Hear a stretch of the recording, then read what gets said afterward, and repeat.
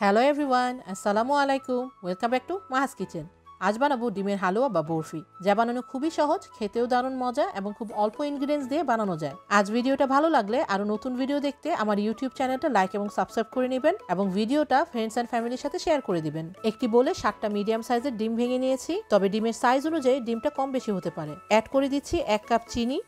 চিনিটা আপনারা আপনাদের স্বাদ মতো অ্যাড করে নেবেন। 3/4 কাপ পাউডার মিল্ক, 1/4 টিস্পুন এলাচের গুঁড়া। এবার সবকিছু একটা হ্যান্ড উইক্স দিয়ে মিক্স করে একটা স্মুথ ব্যাটার বানিয়ে নিব। এবার লো হিটে একটা প্যানে অ্যাড করে নিই 3/4 কাপ ঘি। আপনারা চাইলে ঘি এবং তেল হাফ করে ইউজ করেও ডিমের হালুয়াটা বানিয়ে নিতে পারেন। এবার ডিমের ব্যাটার মিক্সটা ঢেলে নিচ্ছি। এবার একটা হ্যান্ড উইক্স দিয়ে লো টু মিডিয়াম হিটে অনবরত নেড়ে চেড়ে রান্না করে নিতে হবে। ডিম খুব তাড়াতাড়ি কুক হয়ে যায়, তাই বেশি হিটে কুক করলে শক্ত হয়ে স্ক্রাম্বল হয়ে যেতে পারে বা পুড়ে যেতে পারে।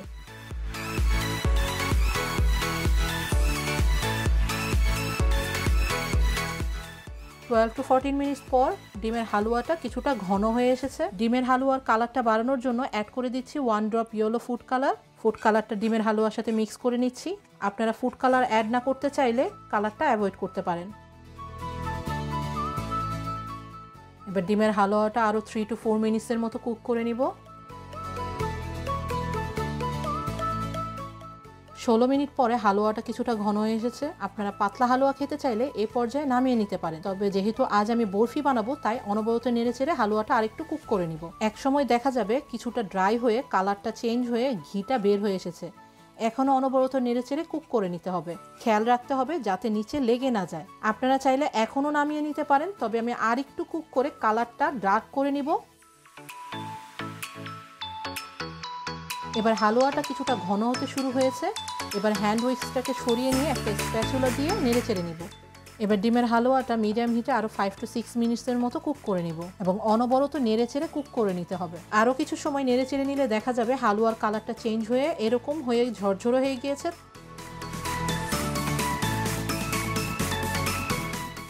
টোটাল 25 মিনিট পর ডিমের হালুয়াটা ড্রাই হয়ে অনেকটা রেডি হয়ে গিয়েছে। এবার নামিয়ে নিব। এবার নামিয়ে একটি ডিশে ঢেলে নিচ্ছি। এবার বাটিতে হালুয়াটা গরম থাকা অবস্থায় চেপে চেপে সেট করে নিতে হবে।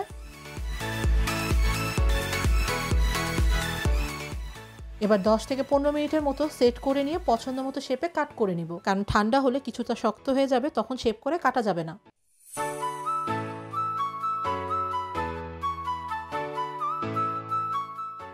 এবার রুম টেম্পারেচারে 2 to 3 আওয়ার্সের জন্য ঠান্ডা করে নিব। ডিমের হালুয়াটা ঠান্ডা হয়ে গিয়েছে। এবার ডিমের বরফিগুলোকে যে জায়গা দিয়ে কেটে রেখেছিলাম সে জায়গায় আবার ছুরি দিয়ে কেটে তুলে নিব। এই ডিমের হালুয়া বা বরফিগুলো রুম টেম্পারেচারে রেখে 5-6 দিন এবং ফ্রিজে রেখে 7 থেকে 10 দিনের মতো সংরক্ষণ করতে পারবেন। উপরে কিছু বাদাম কুচি দিয়ে পরিবেশন করে দিলাম। একটা ভেঙে দেখাচ্ছি, খুব সহজেই ভেঙে যাচ্ছে এবং খেতেও হয়েছে দারুণ। আশা করি ভালো লেগেছে। ভালো থাকবেন সবাই। আল্লাহ হাফেজ। Thanks for watching my video. আশা করি আপনাদের ভালো লেগেছে। যদি ভালো লেগে থাকে লাইক করুন এবং সাবস্ক্রাইব করে আমার সাথেই থাকুন। বেল বাটনে ক্লিক করে নতুন আপডেটের অপেক্ষা করুন। থ্যাংক ইউ সবাইকে।